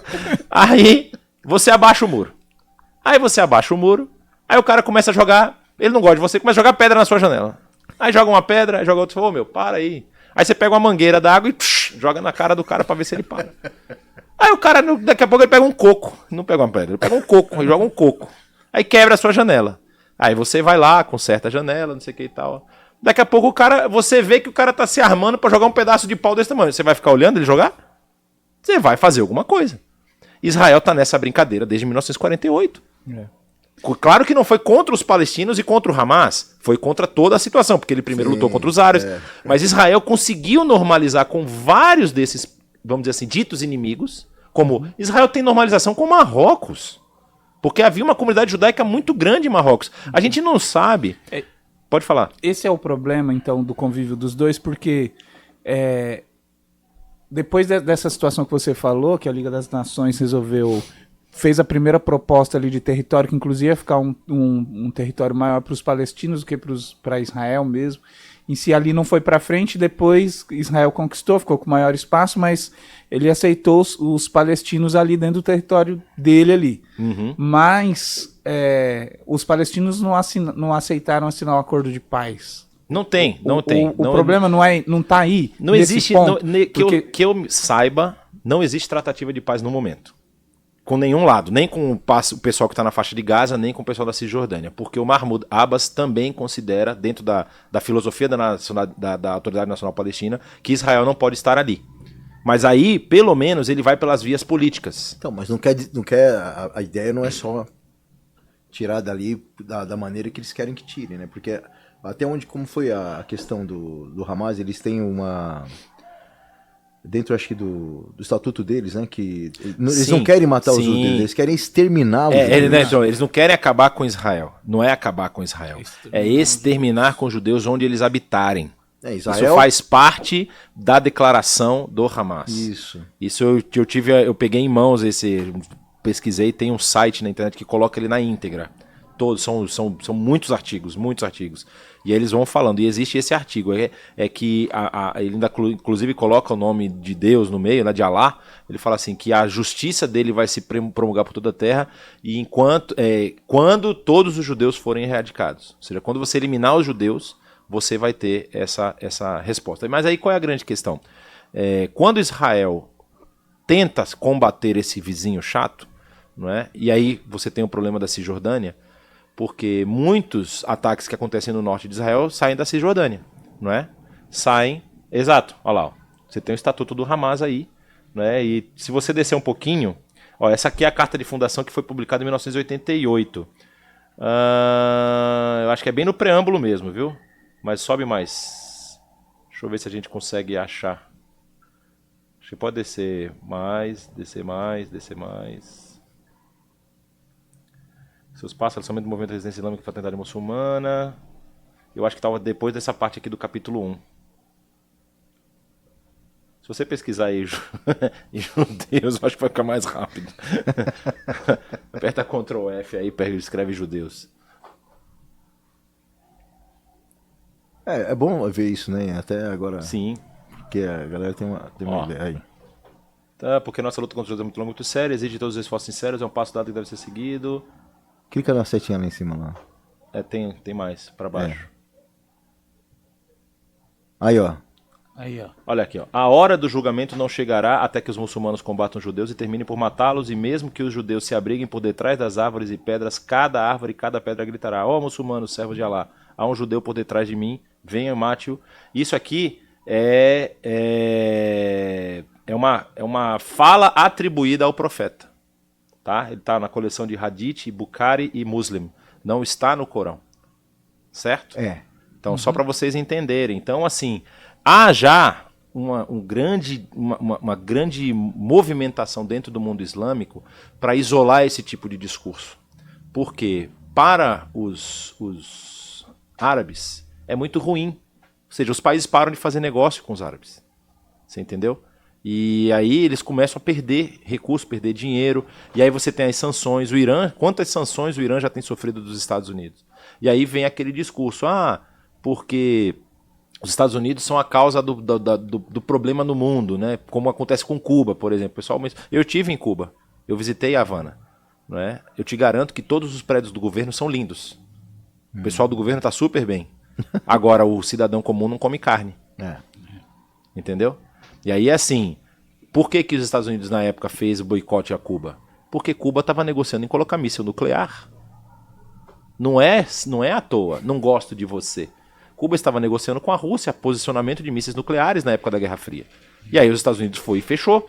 Então, na verdade, é uma questão de proteção. E aí o que acontece no caso de Israel e do Hamas como um todo? Quando Israel vai lutar contra o Hamas, não é? Eu já tive um pensamento um pouco mais belicoso, vamos dizer assim. Né? Eu achava que Israel tinha que entrar arrebentando com todo mundo que estivesse na frente e dar aqueles 300 sequestrados lá como morto e sair eliminando tudo. Limpa. Eu já estou um pouco melhor, porque eles estão começando a soltar, não é? Os presos, vamos ver que vai que eles soltam todo mundo, é melhor ter paciência mesmo. Você vê que eu não posso ser o general, né? Mas assim, eu acho muito difícil você soltar a faixa de Gaza de novo. Essa é a minha opinião bem embasada. Ou seja, uma pergunta que eu ia te fazer, se você acha que se Israel combatendo ali o Hamas, limpando ali o Hamas daquele território da faixa de Gaza, o que você acha que vai acontecer? Eles vão reincorporar ali, vão dominar, governar ali? Exato, existe esse discurso, porque já é um discurso complicado. Como que você faz uma divisão de 2 estados, onde um estado começa aqui, tem um intervalo e termina aqui? Você tem a Cisjordânia, você tem Israel, você tem o resto da Cisjordânia, seria a faixa de Gaza. Isso tudo vai ser governado pelo mesmo povo? Pelo mesmo líder? Como que eles vão se comunicar? São dois Hoje você tem 2 partidos diferentes que lutam por questões diferentes. O Hamas, na verdade, não é um partido mais, né? Já se tornou realmente uma organização terrorista. E no caso da Autoridade Nacional Palestina, eles têm tido diálogo com Israel, um diálogo muito difícil, de muitas acusações, muitas mentiras, né? O Mahmoud Abbas, por exemplo, disse que o Holocausto é inventado, né? Israel inventa o Holocausto. Ele falou isso várias vezes, né? Então, assim, você tem toda essa problemática. Agora, para mim, não tem como Israel deixar nenhum governo ali naquela região. Israel teria que, se quiser, fazer 2 coisas. Uma, cortar relações 100%, no sentido assim, nós vamos fechar a nossa fronteira e vocês que se virem pro lado de lá vão conversar com o Egito. Pro lado de cá não tem mais fronteira. Isso seria uma possibilidade. Aí Israel vai construir o muro. Você entendeu? Vai construir o muro. Claro, tudo isso é pós-Hamas, tá? Certo. Eu estou dizendo que, para mim, Israel não vai parar enquanto ele não eliminar o Hamas. Ah, mas o Hamas tem 500 quilômetros de túneis lá na faixa de Gaza. Israel vai botar tudo no chão. Ele já está fazendo isso. Está derrubando prédios. Israel vai botar tudo no chão. Vai colocar, eu não tenho dúvida nenhuma disso. Vai demorar 1 mês, 2 meses, mas eles vão botar tudo no chão. E aí o Hamas não vai ter mais o que governar. Porque você não vai ter para onde fugir. Né? Você não tem como se esconder. Isso, para mim, vai ser o primeiro ponto. Depois que o Hamas for eliminado, e eu creio piamente que Israel vai fazer isso, não existe um governo para governar aquilo ali. Não é? Eu acho que Israel, talvez até uma crítica não tão bem fundada, mas eu fiquei pensando sobre isso esses dias. Eu acho que eu tive algumas experiências com alguns judeus, e nas conversas, né, a gente sempre via esse negócio, esse peso que foi colocado sobre nós de sermos o povo eleito. Não é? Eu já vi judeus falando isso. Né? Nós não queríamos ser eleitos para nada. Né? Eu acho que eles, na verdade, têm que assumir que eles são um povo eleito.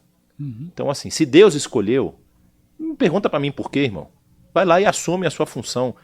Israel devia incorporar os palestinos no seu território.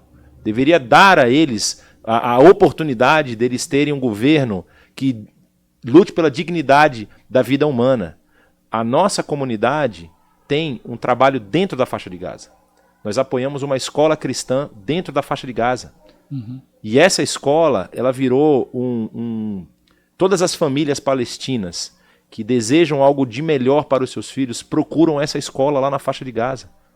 Lá nessa escola são ensinados valores cristãos, valores da vida, de trabalho, de você prosperar através do seu esforço e de você respeitar o outro.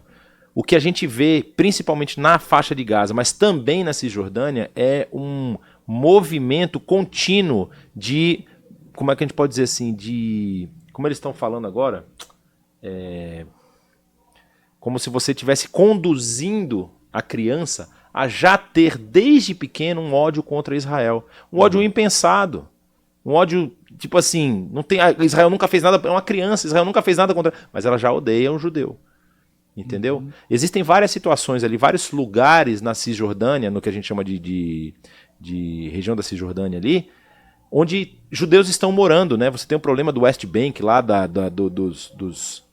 da extensão territorial que tem sido feita em Israel, ou seja, muitos judeus têm se movimentado dentro da Cisjordânia e comprado terras para poder fazer plantio e tudo mais, e aí sempre tem problema, né? Sempre tem conflito com os árabes. Mas, por exemplo, existe uma rua, isso eu achei fenomenal, na cidade de Hebron, lá, a cidade onde onde Abraão é o famoso campo lá da caverna de Macpela, não é? Da gruta, onde ele enterrou Sara, depois ele foi enterrado, depois Jacó foi junto com Lia, né? E ali vamos dizer assim, é um ponto de visitação judaico, porque Abraão é o pai dos judeus, tanto quanto dos judeus quanto dos árabes, né? Existe aí uma discussão a respeito da formação do povo árabe, se é só de Ismael, mas de Ismael com certeza. Então é um ponto muito, vamos dizer assim, importante para a cultura judaica. E o que acontece? Muitos judeus moram ali, só que está no meio da Cisjordânia. Não é território de Israel. É no sul de Jerusalém, mais ou menos uns 30, 40 quilômetros ao sul de Jerusalém. E ali é Cisjordânia. A cidade de Belém, que para nós tem um significado muito especial para os cristãos, para o judeu não tem tanto significado quase nenhum, né? Mas para nós cristãos tem um significado muito forte. Está dentro da Cisjordânia. Não é território de Israel. E tem muitos judeus morando ali. Então o que acontece? Existe uma rua em Hebron que só judeu pode passar. E aí o pessoal fala, tá vendo o apartheid? Olha só, judeu não deixa muçulmano passar na rua deles. Mas sabe por quê? Porque o judeu ia lá fazer as orações para Abraão e era esfaqueado. Tá explicado, né? Vários casos sofriam ataques. Então assim, o que a gente vê de Israel? A gente vê de Israel uma nação que está se defendendo. Desde 1948. Ah, mas eles são muito cruéis, eles jogam bomba. Existe uma norma que é assim, isso já me falaram várias vezes, eu nunca vi nada, mas dizem que é assim. Quando um muçulmano palestino atravessa a fronteira ilegalmente e causa algum ataque dentro do território de Israel, Israel manda um destacamento do seu exército na casa da família desse cara. Ele destrói a casa. Ele desaloja a família, para que a família saia do território ou se vire. E o que Israel está ensinando com isso? Vocês estão vendo o que vai acontecer com a família de vocês? É o exemplo, né? É o exemplo. Vocês estão entendendo? Ele não mata a família, ele não mata ninguém, não esfola, não crucifica, mas ele chega lá e destrói a casa da família. Há uma consequência. Há uma consequência. E aí o pessoal, tipo assim, vamos dar uma segurada aí, que se você vier para cá e for pego, olha o que vai acontecer com seu papai e a sua mamãe. E existe uma ligação muito forte familiar dentro do mundo árabe. Eles são muito ligados. Pra você ter uma ideia, na Jordânia a gente via isso, eu achava muito engraçado. As casas são casas de vários pavimentos.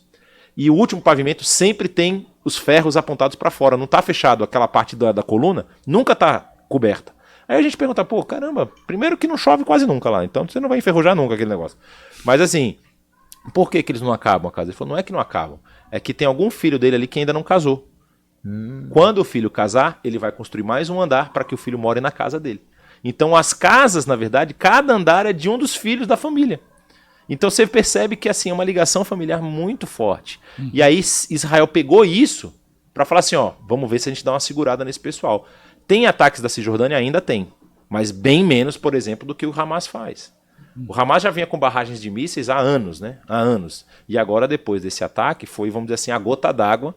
E querendo ou não, existem também as más línguas, né? De que o pessoal, na verdade, sabia de tudo isso e deixou acontecer porque agora eles têm a justificativa de entrar. Então, você tem que tomar um pouco de cuidado ali como é que você caminha. Para mim, eu acho que não faz parte da índole, não é, do povo de Israel permitir a morte de tanta gente só para eles terem. Eles tinham desculpa muito Só antes para poder ter entrar. essa Não faz sentido. legalidade, Eu acho né? que não faz sentido nenhum. É um negócio muito... Mas tem um pessoal que não perde A faixa de oportunidade. Gaza hoje é um lugar muito pobre, assim, parece abandonado, mas antes produzia, parece que era um grande produtor de flores, alguma coisa assim. Era um dos pontos mais bonitos de Israel. Porque está perto da praia. Quando você vai descendo cada vez mais no Mediterrâneo, vai ficando mais quente, não é? Porque quando você vai muito para o norte, por exemplo, eu tive na Turquia. Então, às vezes a gente está ali no início do inverno, o mar é geladíssimo, gelado. Quando você está nessa ponta de baixo, aqui próximo do canal de Suez, que é onde está ali a faixa de Gaza, a água já é mais quente. Então tinha resorts, você tinha praias, o pessoal ia para lá, passava o dia, passava o final de semana, tinha hotéis, tinha gente morando, tinha produção de flores. Israel deixou tudo. Ele tem vídeos do Ariel Sharon mandando o exército arrancar as pessoas de dentro das casas. As casas ficaram construídas. Não derrubaram nada. Israel não saiu destruindo, agora toma não. Israel deixou casas prontas, arrancou o pessoal de dentro. Porque o pessoal não queria sair. Falou, não, isso aqui é eu que construí, isso aqui é meu. E aí o Estado falava, não, nós vamos te indenizar. Só que qual é o problema do indenizar? Vou te indenizar para você morar ali. Entendeu? Não é onde você quiser. Aliás, um dos metros quadrados mais caros do mundo é Israel, né? Os preços de apartamento, de casa lá, é quase tipo Higienópolis aqui, tá aí. É negócio absurdo, é absurdo de caro. Né? Você tem apartamentos aí de 3 quartos, de 90, 100 metros quadrados, que estão valendo 3 milhões de reais, 4 milhões de reais. Entendeu? Barato. Entendeu? Barato. É coisa muito cara, muito cara. E aí, assim, nesse aspecto, Israel, em tese, fez o que... Não vou dizer que o que se esperava, mas ele falou assim, ó, vamos deixar porque eles estão pedindo, né? Tá aí. E, infelizmente, o próprio governo interno ali eu tenho minhas dúvidas se o Hamas iniciou a sua carreira ali em Gaza dessa forma, porque o processo de militarização do Hamas vem de antes. Ele já acontecia na Cisjordânia. Só que as células da Cisjordânia, Israel ainda acha que tem. Só para vocês saberem. O Hamas eliminado ali na faixa de Gaza, Israel não acha que eliminou todo o Hamas. Eles acham que tem células na Cisjordânia e possivelmente células dentro do próprio território de Israel. Isso é uma coisa que talvez não saia tanto. Israel não tem certeza de que o território dele está limpo de terroristas. Uhum. Não tem. Porque às vezes o terrorista é um cara que passava do seu lado na rua. É uma coisa muito estranha, né?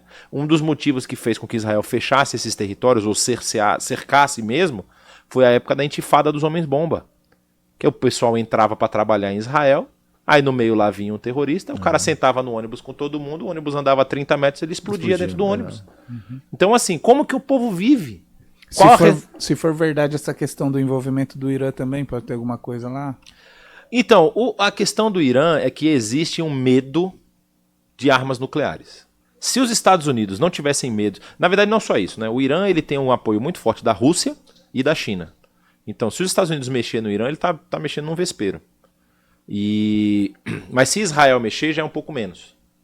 Então, assim, na verdade, a esperança, talvez, dos Estados Unidos é que Israel resolva fazer uma incursão no Irã para poder tentar derrubar o regime, por exemplo, né? Não sei se vocês lembram, em 2016, eu acho que foi 2016, que explodiu um armazém no porto do Líbano, na cidade de Beirute.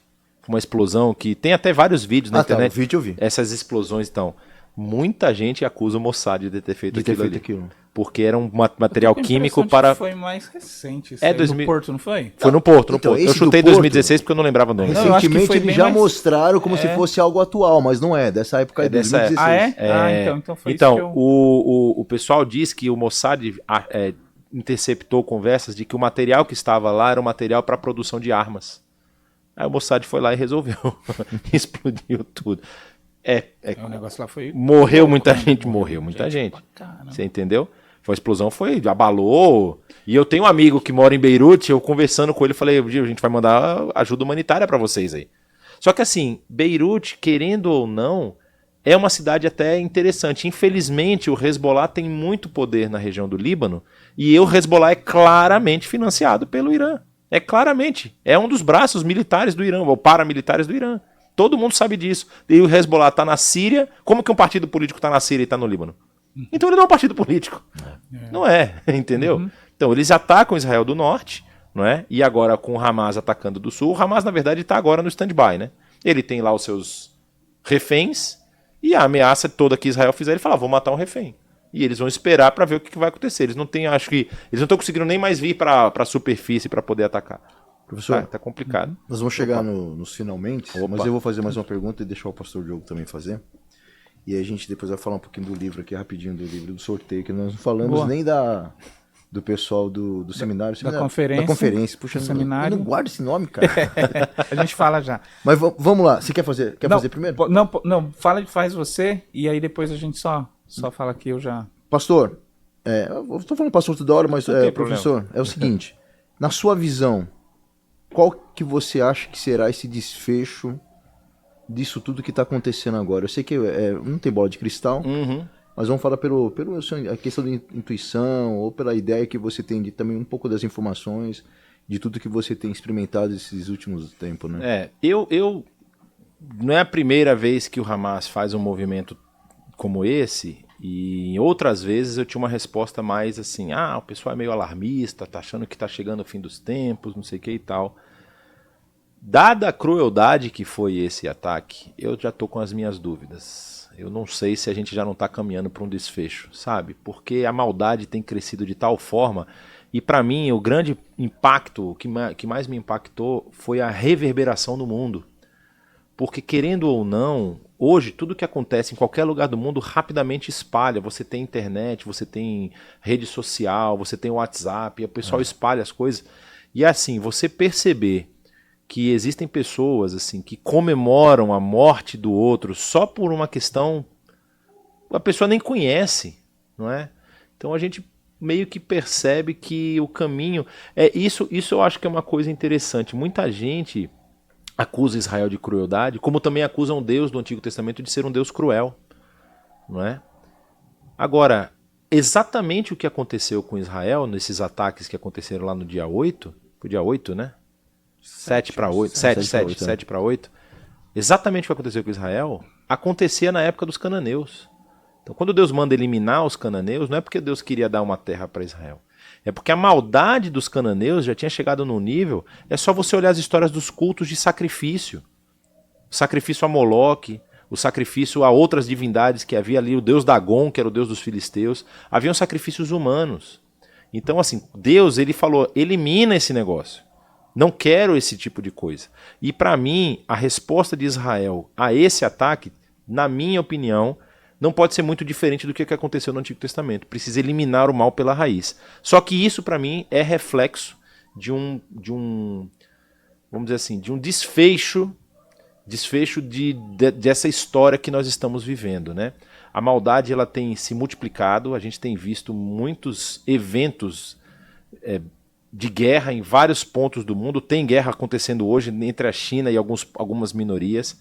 Tem alguns conflitos acontecendo na Índia também.